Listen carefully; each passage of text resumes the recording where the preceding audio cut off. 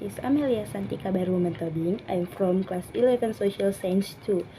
Here I will explanation about the explanation text. Normally the process of rain in short and easy to understand manner. Before I explanation the process of the occurrence of rain, I will show you the cycle of the occurrence that I have made so that is easier to understand will I explanation one by one. Okay, let's go the core of the explanation.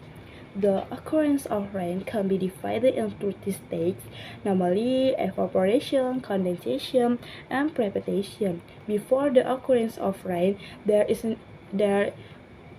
there is a name for initial state called evaporation of water that occurs on the surface of earth, but land and sea.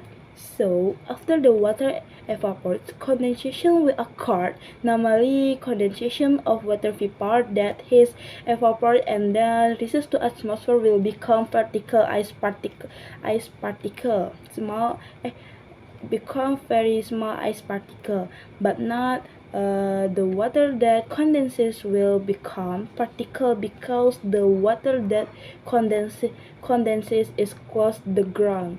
The last takes its precipitation normally the occurs on of rain where the process of melting ice grains clouds and clouds which then fall into raindrops on the surface of the earth.